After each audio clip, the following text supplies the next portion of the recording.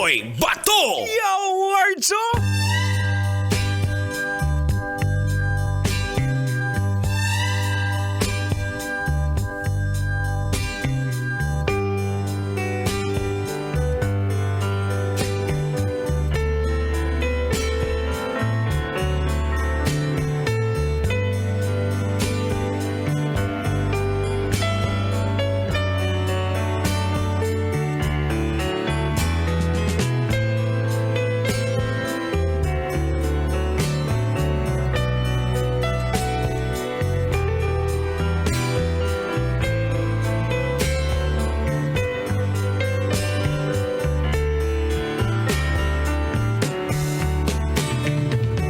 Mayang gabi pag-usap mga angkol ug mga auntie. Tugutin na sa ninyo na mga ina sa tagkatahunan.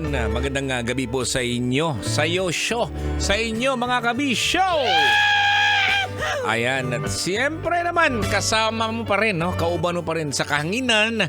Ako po si Uncle Totoy. Ayan, at napag-usapan natin kanina yung mga nagpo-post po sa social media na kunyari bang mga mayayaman.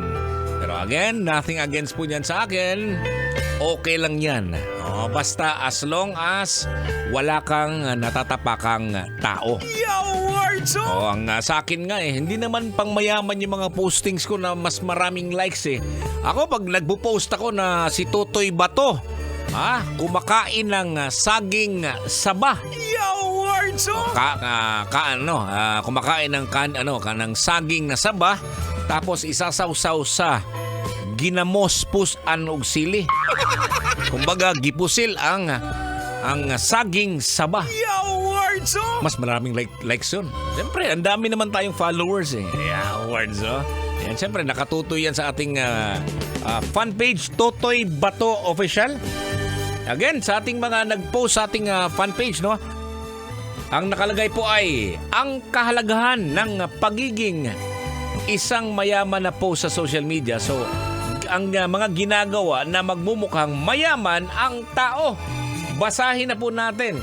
Sabi ni Ruben RC, may mga taong maayos lang talaga sa katawan at sa pananamit pero interpretasyon doon ng iba ay pagiging magarbo at mayabang, di ba?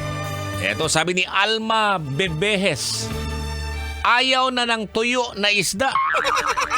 Yung iba, tama-tama, no? Ayaw yung tuyo, ayaw ng bulad at saka ginamos. Yung iba nga, hindi ka kumakain ng paksiw eh. Ew, para kang pobre.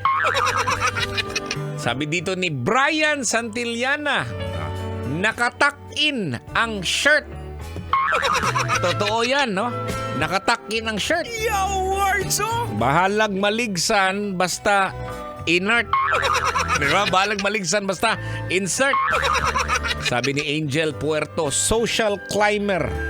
Paano mo malalaman social climber? Siguro, alam mo naman na hindi naman siya gaano kayaman pero kumakain dito sa mga lugar na to na medyo may mamahalin. Siguro yan yun. Sabi ni Erwin Cortado, magsuot na mga alahas at mamahaling mga damit at sapatos tapos nakapamada yung buhok.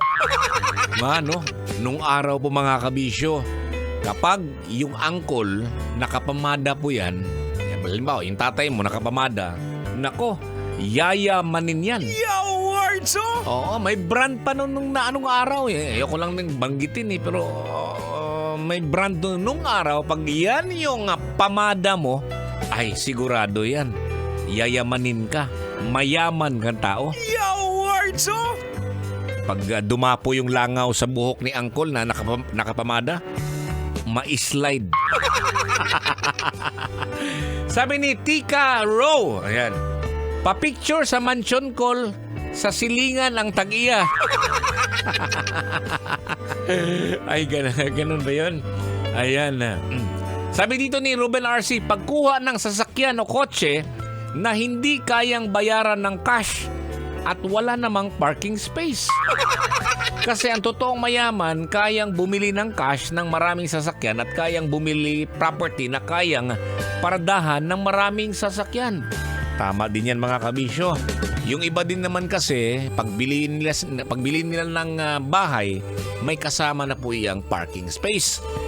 Kaya lang, due to insistent public demand, siyempre, nag-i-extend ng bahay.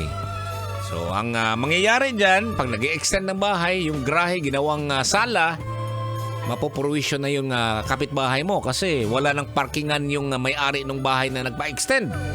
Doon na magpapark sa harap ng bahay niya. Eh ikaw, meron kang pardahan, may garahe ka, hindi ka na ngayon makalabas. Hindi na kayo in good terms ng kapitbahay mo. Yan yung madalas na pinag-aawayan. Okay! Dagang salamat, no? Ayan, at sana'y nag-enjoy po kayo sa ating programang Totoy na Love. Ako po inyong Uncle Totoy. Ako po si Totoy Bato. At bukas naman po tayo magsama-sama 9 p.m. hanggang 12 midnight.